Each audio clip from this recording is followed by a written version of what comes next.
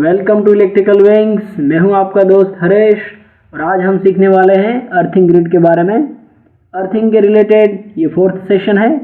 इसके पहले के 3 सेशन में हमने सीखा different types of earthing system, जैसे कि TN system, TT system and IT system. Second session में हमने सीखा स्टेप एंड टच पोटेंशियल का मीनिंग क्या होता है, जीपीआर किसे कहते हैं, सोइल रेजिस्टिविटी का मीनिंग क्या होता है, ह्यूमन बॉडी का रेजिस्टेंस कितना होना चाहिए। एंड थर्ड सेशन में हमने सीखा different types of earthing methods, जैसे कि प्लेट अर्थिंग कैसे करते हैं, पाइप अर्थिंग कैसे करते हैं, रोड का इस्तेमाल करके अर्थिंग कैसे करते हैं, एंड डिफरेंट केमिकल्स का यूज़ करके अर्थिंग कैसे करते हैं। सो आज हम सीखने वाले हैं अर्थिंग ग्रिड के बारे में। अर्थिंग रिलेटेड स्टैंडर्ड है IEEE 80 and 81 and IS 304C।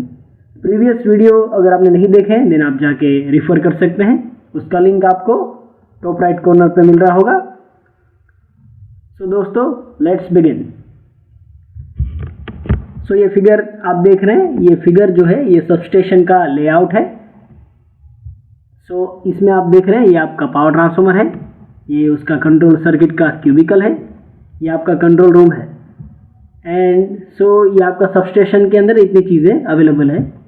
ये सबस्टेशन का फेंस है जो आप देख रहे हैं, आउटर पेरिफेरी में है। सो इन सब चीज़ों को हमने अर्थ किया है अर्थिंग ग्रिड के साथ।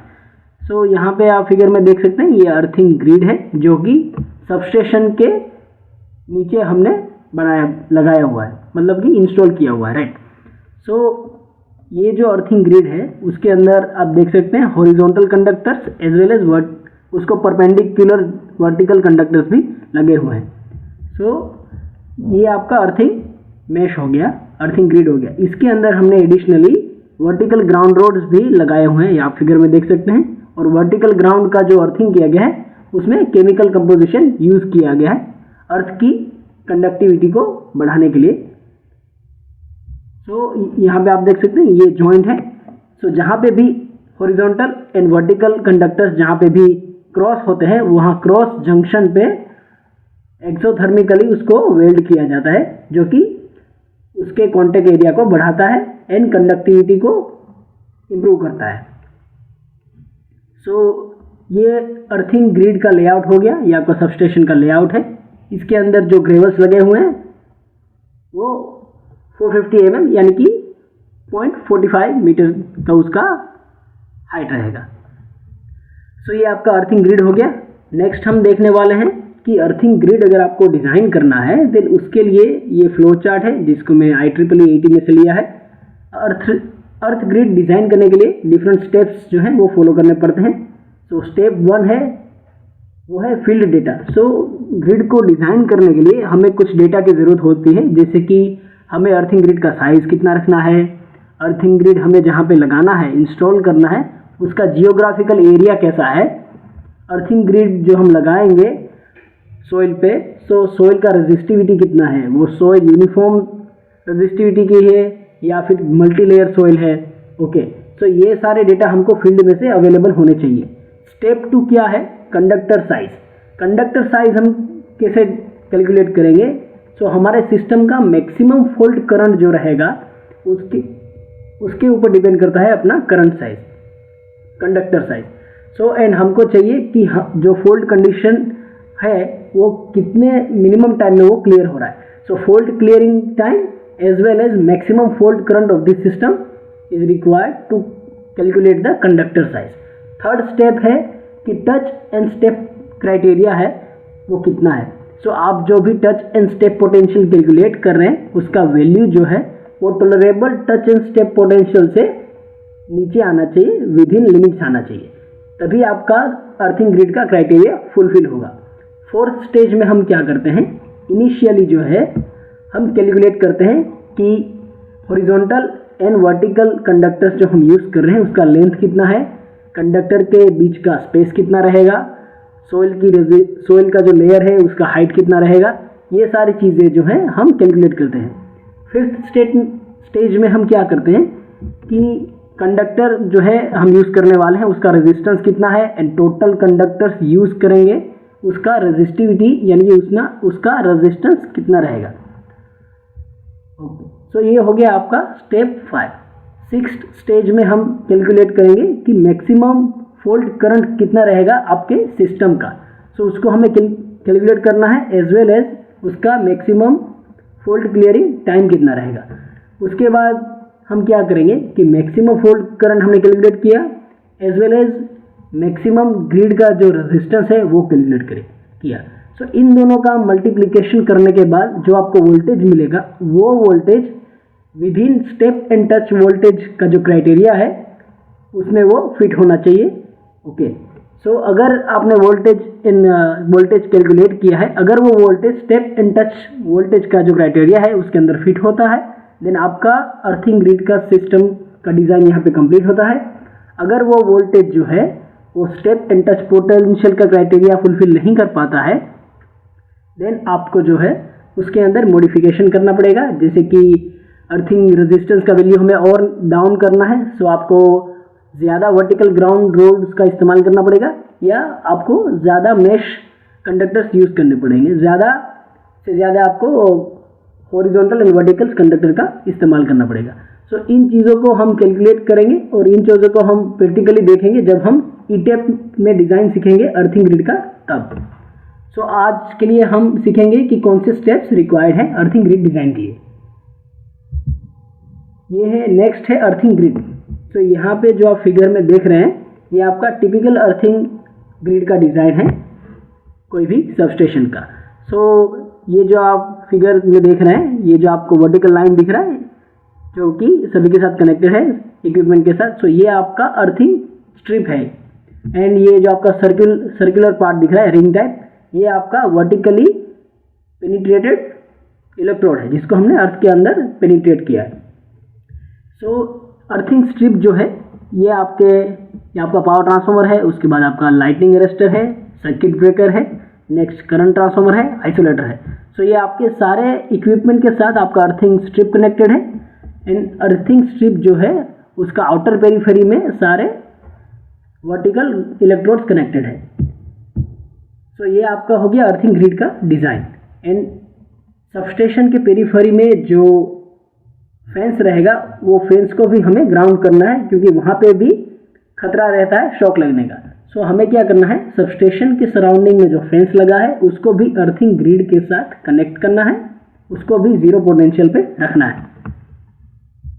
नेक्स्ट है आपने जहाँ पे अर्थिंग इलेक्ट्रोड इंस्टॉल किया है या आपने अर्थिंग ग्रिड लगाया है जिस सोइल के अंदर, तो सोइल जो है या वो यूनिफॉर्म भी हो सकती है या तो उसके अंदर डिफरेंट लेयर के मल्टी लेयर हो सकते हैं। सो यहाँ पे आप फिगर में देख सकते हैं ये सोइल का अपर लेयर है एंड सोइल का नीचे का लेयर है। सो इसका रेजिस्टिविटी डिफरेंट रहेगा, रो 2 का भी वैल्यू डिफरेंट रहेगा। सो इस कंडीशन में क्या होगा कि अगर रो 1 यानी कि अपर स्टेज का रेजिस्टिविटी ज़्यादा है एंड नीचे का जो लेयर है उसका रेजिस्टिविटी कम है, देन क्या होगा कि मोर करंट फ्लो करेगा नीचे के लेयर में क्योंकि वहाँ का रेजिस्टिविटी जो है सोइल का वो डाउन है। तो इस कंडीशन में क्या है के है वो एक रिफ्लेक्शन कोएफिशिएंट है जिसका इस्तेमाल किया जाता है अर्थिंग ग्रिड के कैलकुलेशन में।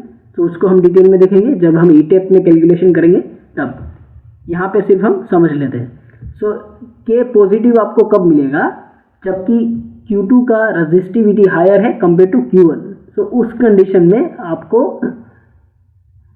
के कोफिशिएंट जो है वो पॉजिटिव मिलेगा। और अगर Q1 यानी कि अपर लेयर का रेजिस्टिविटी हायर है कंपेयर टू रो 2, तो उस कंडीशन में आपको के रिफ्लेक्शन कोफिशिएंट जो है वो नेगेटिव मिलेगा। सो ये आपका हो गया 2 लेयर का लेआउट है जो आप अभी हमने देखा। सो अगर सोइल मल्टी लेयर है तो उसके अंदर जो है डिपेंड करता है जब हम अर्थ इलेक्ट्रोड इंस्टॉल करते हैं तब अगर नीचे का रेजिस्टिविटी डाउन है देन वहाँ पे करंट इजीली पेनिट्रेट हो जाएगा, डिसिपेट हो जाएगा। नेक्स्ट है ग्राउंड में जो हम ग्रिड इंस्टॉल करते हैं। सो ग्रिड में 3 टाइप्स हैं। फर्स्ट वन जिसमें हम सिर्फ ग्राउंड कंडक्टर्स ही यूज़ करते हैं। सो ये फर्स्ट वन है जिसमें हम आप फिगर में देख सकते हैं यहाँ पे हमने सिर्फ अर्थिंग कंडक्टर्स ही यूज़ किए हैं, यहाँ पे हमने वर्टिकल ग्राउंड रोड्स इस्तेमाल नहीं किए। सो इस ग्रिड का जो साइज है वो 70 मीटर इंटू 70 मीटर है। ओके, सो इस ग्रिड के अंदर जो हम कंडक्टर यूज करेंगे उसकी मिनिमम थिकनेस जो रहेगी वो 120 mm² की रहेगी। और इस ग्रिड को हम जब ग्राउंड के अंदर इंस्टॉल करेंगे तो उसका मिनिमम डेप्थ जो है वो 0.5 मीटर रहना चाहिए and maximum 1.5 metre below the ground हम इंस्टॉल कर सकते हैं। सो इस कंडीशन में ये अर्थिंग ग्रिड भी यूज होता है अर्थिंग करने के लिए। सो इसके अंदर जो दोनों कंडक्टर जो पैरेलल लाइंस हैं उसके बीच का डिफरेंस जो है मीन्स के स्पेसिंग जो है वो 3 to 7 मीटर्स रहता है। एंड हॉरिजॉन्टली एंड परपेंडिकुलर जो कंडक्टर है वो क्रॉस जंक्शन पे जो है एक दूसरे के साथ एक्सोथर्मिकली वेल्डेड रहते हैं। एंड इस ग्रिड का जो रेजिस्टेंस रहेगा अर्थिंग ग्रिड का, सो NFPA स्टैंडर्ड यानी कि नेशनल फायर प्रोटेक्शन एसोसिएशन के हिसाब से अर्थिंग ग्रिड का रेजिस्टेंस जो है वो लेस देन 5 ohms आना चाहिए। अगर आपका कोई सबस्टेशन है, सो अगर सबस्टेशन का कोई ग्रिड है देन उसका रेजिस्टेंस जो है वो लेस देन ओम आना चाहिए। आइडियली तो अर्थिंग ग्रिड का रेजिस्टेंस 0 आना चाहिए, लेकिन प्रैक्टिकली ऐसा पॉसिबल नहीं है। देन किसी भी ग्रिड का रेजिस्टेंस जो है वो लेस देन 1 ohm आए then it is very better. Second है अर्थिंग ग्रिड जिसमें हमने ग्राउंड इलेक्ट्रोड्स वर्टिकली जो पेनिट्रेट किए जाते हैं उसका इस्तेमाल किया है। इसमें अंदर आप देख सकते हैं number of vertical ground electrodes हैं। सो इस मेथड का मेन एडवांटेज है कि ये इलेक्ट्रोड जो है वो सोइल के अंदर ज़्यादा से ज़्यादा पेनिट्रेट होता है। अगर 2 लेयर सोइल है देन अगर ऊपर का जो लेयर है उसका रेजिस्टिविटी ज़्यादा है, अगर डाउन में जैसे जाते हैं तो वहाँ पे रेजिस्टिविटी कम है, वहाँ पे मॉइस्चर कंटेंट रहेगा। सो अर्थ का सोइल का जो कंडक्टिविटी है वो ज़्यादा रहेगा, तो उसके अंदर फॉल्ट करंट की कंडीशन में करंट इजीली ज़्यादा पेनिट्रेट हो सकता है, मतलब इजीली पेनिट्रेट हो जाएगा वर्टिकल ग्राउंड रोड इस्तेमाल करते हैं तो। सो इस ग्राउंड ये जो हमने कंडक्टर इस्तेमाल किए हैं उसका जो एरिया रहेगा वो 1.6 सेंटीमीटर का उसका डायमीटर रहेगा एंड इसको हमें मिनिमम 2.5 मीटर ग्राउंड के अंदर हमें इंस्टॉल करना है। अभी एक और चीज़ का हमें ध्यान रखना है कि जैसे कि अगर ये एक इलेक्ट्रोड का जो हाइट है वो 2.5 मीटर है, देन दो अगर हम इलेक्ट्रोड इंस्टॉल कर रहे हैं देन उसके बीच का जो डिफरेंस है वो 2.5 मीटर से ज़्यादा होना चाहिए, उससे कम नहीं होना चाहिए। सो मेन एडवांटेज ये है कि वर्टिकल ग्राउंड रोड का इस्तेमाल करके हम टच एंड स्टेप पोटेंशियल को रिड्यूस कर सकते हैं, बिकॉज करंट जो है वो इजीली पेनिट्रेट करता है, क्योंकि जैसे जैसे अर्थ के अंदर हम नीचे जाते हैं वैसे रेजिस्टिविटी डाउन होता है ड्यू टू मॉइस्चर कंटेंट। इसीलिए अगर नीचे का जो सोइल का लेयर है उसका रेजिस्टिविटी लो है कंपेयर टू अपर का सोइल लेयर। कंडीशन में क्या है कि फर्स्ट वन आपका ये स्क्वायर ग्रिड है एंड सेकेंड वन ये आपका रेक्टेंगुलर ग्रिड है। तो स्क्वायर ग्रिड में हमने जो है ये आपका 70 मीटर इंटू 70 मीटर आपका स्क्वायर ग्रिड हो गया। इसके अंदर हमने आप देख सकते हैं 20 नंबर्स ऑफ इलेक्ट्रोड्स वर्टिकली हमने लगाए हुए हैं एंड ये आपका अर्थिंग ग्रिड हो गया। एंड ये जो है आपका रेक्टेंगुलर अर्थिंग ग्रिड है 63 मीटर बाय 84 मीटर। इसके अंदर हमने जो है वो 38 ग्राउंड रोड इस्तेमाल किए हैं जिसकी डेप्थ 10 मीटर तक है और इसके अंदर 7.5 मीटर डेप्थ पे इलेक्ट्रोड्स हैं। सो इस कंडीशन में क्या है कि फर्स्ट कंडीशन में हमने अर्थिंग रोड जो है उसकी क्वांटिटी 20 है, इसके अंदर जो है वो 38 है। सो जितने हम इलेक्ट्रोड्स लगाते जाएंगे उस हिसाब से उसका अर्थिंग रेजिस्टेंस का जो वैल्यू है वो डाउन होता जाएगा, करंट ज़्यादा से ज़्यादा अर्थ के अंदर पेनिट्रेट होगा इजीली। सो ये मेथड जो है earth grid plus vertical ground rods combinedly जो हम यूज़ करते हैं ये सबसे ज़्यादा इफेक्टिव मेथड है, हर जगह पे यही यूज़ किया जाता है for better earth resistance value and for maximum penetration of current. So ये आपका हो गया grid with ground rods. So इस मेथड का यूज़ करने का मेन एडवांटेज है कि इसमें जीपीआर एंड टच वोल्टेज दोनों कम होता है एंड करंट जो है वो इजीली पेनिट्रेट हो जाता है। नेक्स्ट है हम ये कर्व्स हैं। सो फर्स्ट कर्व में हम देख रहे हैं कि ये स्टेप वोल्टेज वर्सेस ग्रिड का डेप्थ है। सो यहाँ पे आप देख सकते हैं ये GPR है, ग्राउंड पोटेंशियल राइज, एंड ये y एक्सिस पे ग्रिड का डेप्थ है। सो जैसे जैसे क्या होता है कि आपका S1 है, ये सर रेक्टेंगुलर ग्रिड है, इसके अंदर हमने मैश ग्रिड है, इसमें 4 मैश है, 1 2 3 4, ये S16 है। सो इसके अंदर ये 16 नंबर ऑफ रेक्टेंगुलर्स अवेलेबल रहेंगे। सो ये आपका इसमें आप फिगर में देख सकते हैं कि जैसे जैसे हम जो है ग्रिड का डेप्थ हम ग्राउंड के अंदर इंक्रीज कर रहे हैं, ये डेप्थ है, डेप्थ हम इंक्रीज कर रहे हैं तो GPR का वैल्यू जो है वो डाउन हो रहा है। सो एंड ये फिगर जो है इसके अंदर हम देख रहे हैं, इसके अंदर आप देख सकते हैं कि ये आपका ग्रिड है, उसके अंदर आपने एक इलेक्ट्रोड लगाया है, देन रेजिस्टेंस का वैल्यू 11.85 है, टच वोल्टेज 84% है। सेकंड केस में हमने नंबर ऑफ इलेक्ट्रोड्स इंक्रीज किए, इसके अंदर 2 इलेक्ट्रोड्स हैं, देन क्या हुआ, रेजिस्टेंस का वैल्यू सिग्निफिकेंटली डाउन हो रहा है एंड टच वोल्टेज भी डाउन हो रहा है। हम रेजिस्टेंस इलेक्ट्रोड जो है वो हमने बढ़ा करके कर दिए 3। तो उस कंडीशन में रेजिस्टेंस घट रहा है, टच वोल्टेज भी डाउन हो रहा है। R4 में हमने 4 एडिशनल इलेक्ट्रोड्स ऐड किए, सो रेजिस्टेंस डाउन हो रहा है, टच वोल्टेज भी डाउन हो रहा है। R5 में हमने 5 इलेक्ट्रोड्स ऐड किए एडिशनली, सो उस कंडीशन में आप देख सकते हैं रेजिस्टेंस डाउन हो रहा है, टच वोल्टेज भी डाउन हो रहा है। सो जैसे जैसे आप वर्टिकल इलेक्ट्रोड की संख्या बढ़ाते जाएंगे वैसे वैसे आपका ग्राउंड रेजिस्टेंस का वैल्यू डाउन होता जाएगा, as well as touch and step potential का वैल्यू भी डाउन होता चला जाएगा। सो ये सारे फिगर जो है मैंने IEEE में से लिए हैं, आप जाके रेफर कर सकते हैं। नेक्स्ट है कि सबस्टेशन में जो है हम ग्रेवल्स यूज क्यों करते हैं। सो ये आपका सबस्टेशन है, आपने देखा होगा कि आपके सबस्टेशन में स्विच यार्ड में ये ग्रेवल्स लगाए रहते हैं। तो मेन रीजन क्या है ग्रेवल्स यूज करने का। सो मेन रीजन है ग्रेवल्स यूज करने का कि ग्रेवल्स जो है वो एक हाई रेजिस्टिविटी प्रोवाइड करते हैं। सो ग्रेवल्स जो है उसकी रेजिस्टिविटी जो है वो जनरली 5000 ओहम मीटर से 10,000 ओहम मीटर, एज पर डिफरेंट टाइप्स ऑफ ग्रेवल्स वो डिपेंड करता है। सो ये ग्रेवल्स क्या करेगा, जब भी हम इस ग्रेवल्स के ऊपर स्विच यार्ड में चलते हैं सो हमारे पैर और अर्थ के बीच का जो रेजिस्टेंस है उसको ये बढ़ाता है। तो उस कंडीशन में क्या होगा कि अगर फॉल्ट होता है देन क्या होगा कि ह्यूमन फुट एंड अर्थ के बीच का रेजिस्टेंस ये बढ़ाएगा। सो आपके अंदर से फॉल्ट करंट फ्लो होने के चांसेस काफ़ी न्यूनतम रहते हैं, काफ़ी घट जाते हैं, कम हो जाते हैं। सो ये जो है मेन रेजिस्टेंस बढ़ाता है फॉल्ट कंडीशन में, and touch and step potential भी घटाता है क्योंकि एरिया जो है वो सरफेस एरिया जो है ये कम करता है। तो अगर सरफेस एरिया कम होता है देन रेजिस्टेंस का वैल्यू बढ़ जाता है।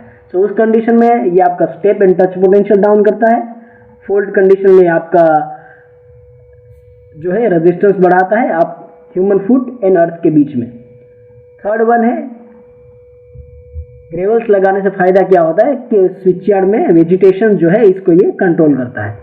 सो ग्रेवल्स का जो है उसका जो हाइट यानी कि डेप्थ जो रहता है उसका 0.08 से 0.50 मीटर उसका डेप्थ रहता है। एंड वन मोर एडवांटेज है कि ग्रेवल्स लगाने से क्या होता है कि सोइल का जो मॉइस्चर है वो इवोपरेट नहीं होता है। अगर सोइल का मॉइस्चर इवोपरेट नहीं होगा देन क्या होगा कि वो उसकी कंडक्टिविटी बनी रहेगी एंड फॉल्ट करंट को वो इजीली एब्जॉर्ब कर पाएगा। तो ये इसी वजह से ग्रेवल्स का यूज किया जाता है सबस्टेशन के अंदर। सो that's for today guys, I hope you like the video. If you like the video please like, share and subscribe. Stay tuned for learning. Thank you.